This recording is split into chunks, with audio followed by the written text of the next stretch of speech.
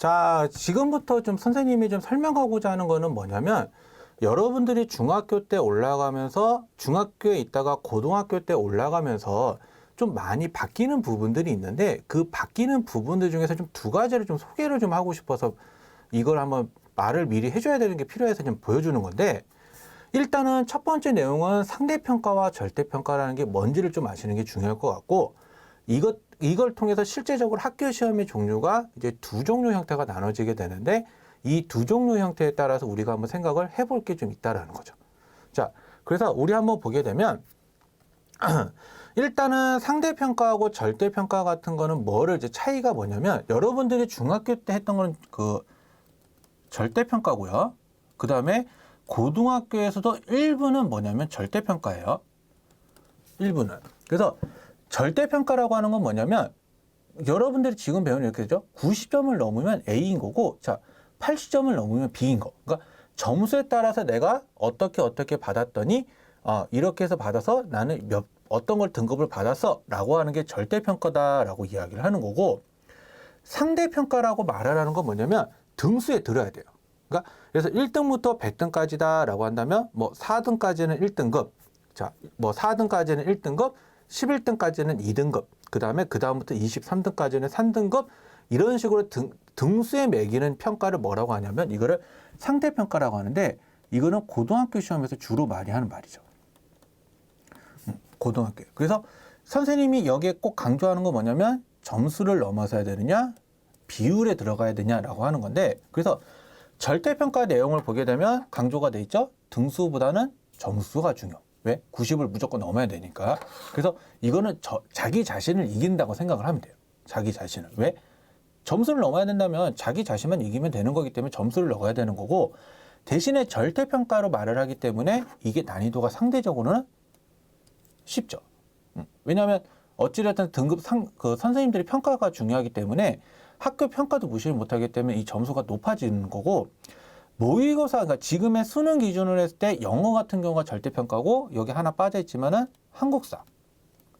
한국사도 대표적으로 점수만 넘어서 1등급, 2등급, 3등급이다 나눠지는 시험이기 때문에 영어하고 한국사가 좀 절대평가 제도라고 생각을 하시면 될 것 같고 상대평가 같은 거는 뭐냐면 등수가 중요하니까 나만 이기는 게 중요한 게 아니라 남도 이겨야 돼요.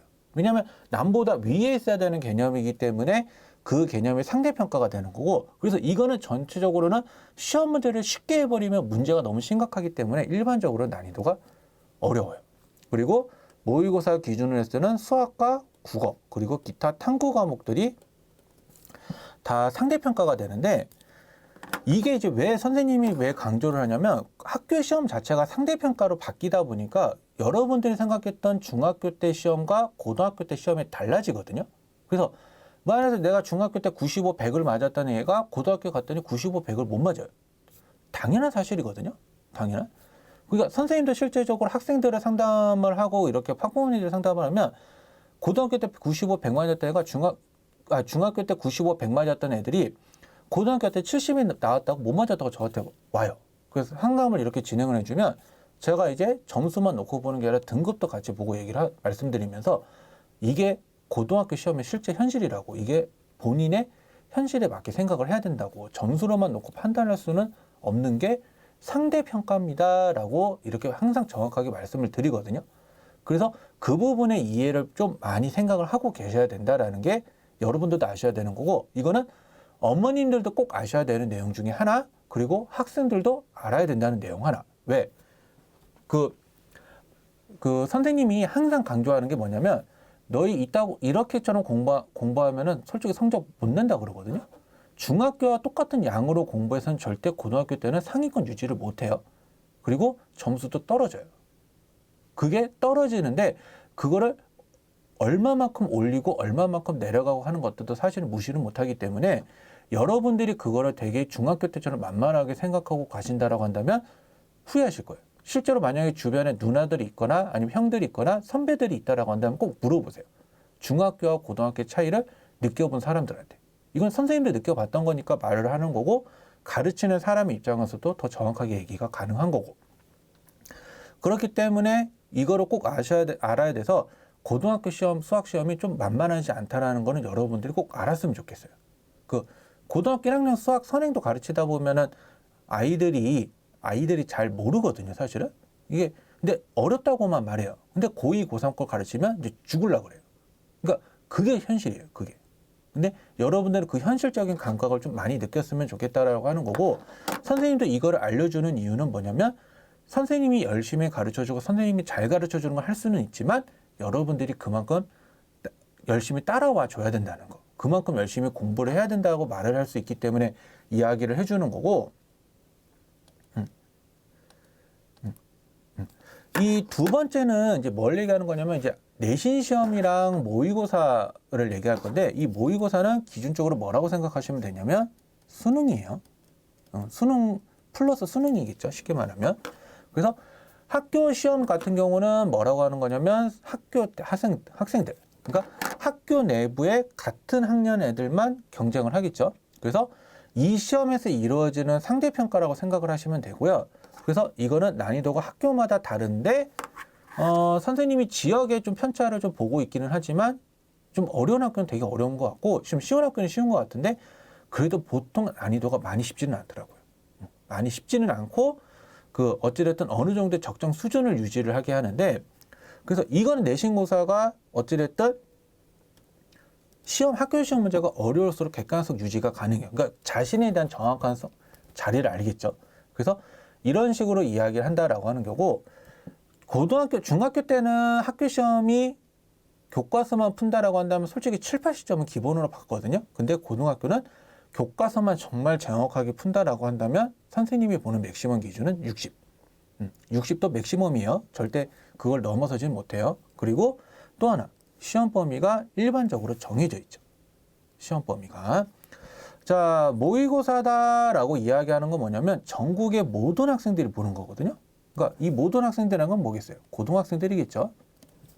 그래서 난이도가 일반적으로 학교 시험보다는 조금 더 상위 개념이라는 거. 상위 개념. 그래서 왜냐면 근데 이게 정말 중요한 건 뭐냐면, 자, 내신은 1등급 맞았는데 모의고사에서 5등급이에요. 예, 그러면 과연 공부를 잘하는 학생일까요? 라는 근원적인 질문에 물음표가 붙게 되거든요. 그래서 모의고사가 정말 자신에 대한 더 객관적 지표라고 생각을 하시면 돼요. 학교 시험 1등급도 중요하지만 모의고사 등급 5등급이면 자기는 절대 상위 클래스가 아니라는 거.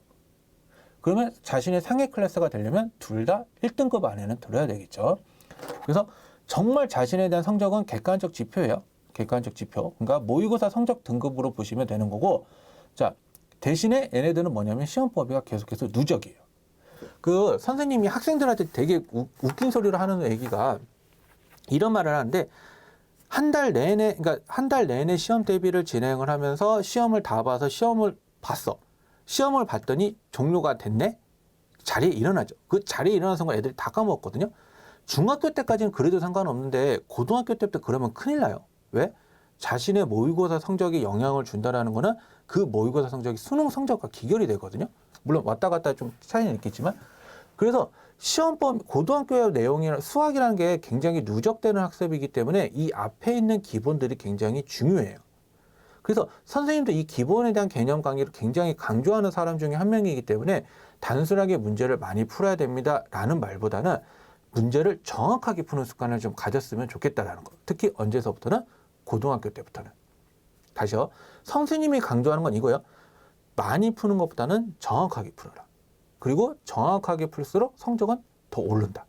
이게 선생님이 강조하는 말이기 때문에, 그래서 학교 시험이랑 모의고사가 이렇게 해서 종류가 있다라는 거. 그러니까 고등학교 때 보는 시험 종류는 두 가지요. 내신 시험과 모의고사. 그래서 내신 시험은 내가 친구들하고 그냥 단순한 경쟁하는 시험이다라고 한다면, 모의고사는 나랑 같은 아이들을 다 경쟁해야 되는 거구나. 그러는 거라고 생각을 하시면 되는 거고, 앞에서 얘기했던 상대평가와 절대평가가 이렇게 바뀌어지기 때문에 절대평가에서 상대평가로 바뀌어지니까 공부를 소홀히 하라는 게 아니라 정말로 더 깊고 집중 있게 해야 된다는 거. 그래서 선생님의 강의의 목표도 그런 부분을 만들고자 하는 거기 때문에 꼭 선생님 믿고 따라와 주시면 여러분들이 고등학교 때도 잘할 수 있을 거라고 믿습니다. 우리 한번 열심히 해봐요.